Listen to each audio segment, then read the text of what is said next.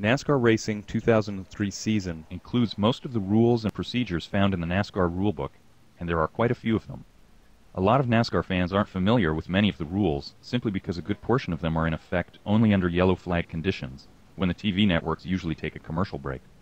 Strapped into the cockpit, the rules are very important. They provide a safe and fair environment in which to race. This lesson will take you through the NASCAR rulebook step by step. Now that you're familiar with the flags, it's time to go over the rules and the penalties for failing to obey them.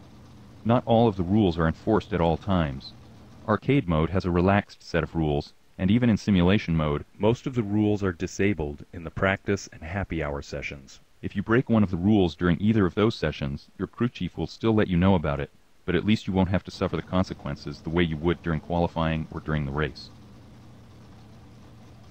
You have to observe the pit road speed limit.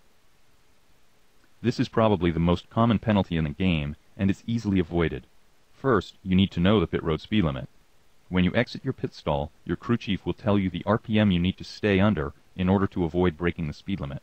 Remember that value is based on second gear, not first. Second, when you're exiting the pits, wait for your spotter to say, "Okay, you're clear of pit road," before you start to accelerate. Third, and most importantly, you need to practice those pit stops and make sure you give yourself enough time to get down to the speed limit when you exit the racing surface and come down onto pit road. The penalty for speeding in the pits changed during the 2002 season. Now, if you're under green flag conditions and speed in the pits, you'll be black flagged and forced to make what's called a drive-through penalty. To clear the black flag, you'll have to come all the way around the track and drive down pit road again, obeying the speed limit, of course. You can't receive service during the drive-through, and if you break the speed limit during the drive-through, you'll have to serve a stop-and-go penalty. If you speed in the pits under yellow flag conditions, you won't be black flagged, but you'll have to go to the end of the longer pacing line. When exiting the pits, you must merge at the proper time. When you exit the pits, you can't immediately pull back into race traffic. Instead, you must stay down on the track's apron, or as far from the racing surface as possible, and below the blend line until you hear your spotter say, "Okay, merge when you can." Each track has a different merge point, but for the most part, you'll have to wait until the back straight before being allowed to merge. There's a little bit of leeway built into this rule. If you attempt to merge early, you'll hear your spotter say, "Don't merge yet." You'll be given a split second to bring the car back to a legal position. Failure to do so will trigger the penalty. If you break this rule under green flag conditions, you'll be black flagged and you'll have to serve a stop-and-go penalty. Under yellow flag conditions, you won't be black flagged, but your penalty will be to go to the end of the longer pacing line. When you enter the pits, you need to do it properly.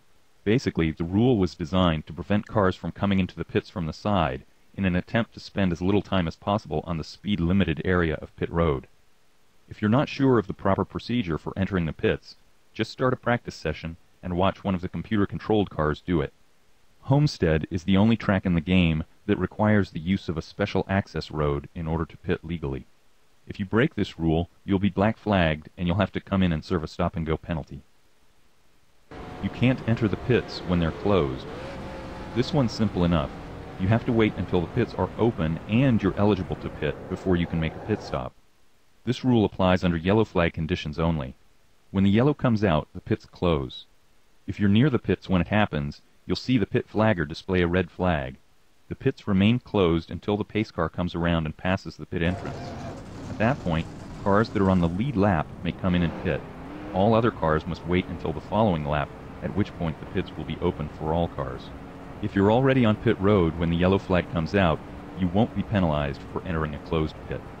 If you break this rule, you won't be black flagged, but you'll be sent to the end of the longer pacing line. You can't pass the stop-go man.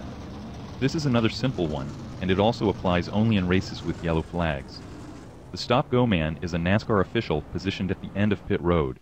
He is responsible for making sure that cars exiting the pits do not interfere with the line of cars pacing around the track.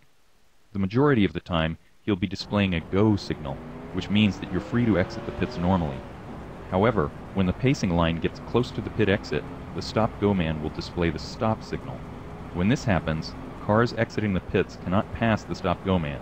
They must wait until the pacing line passes the pit exit and the stop-go man switches to the go signal before being allowed to exit pit road.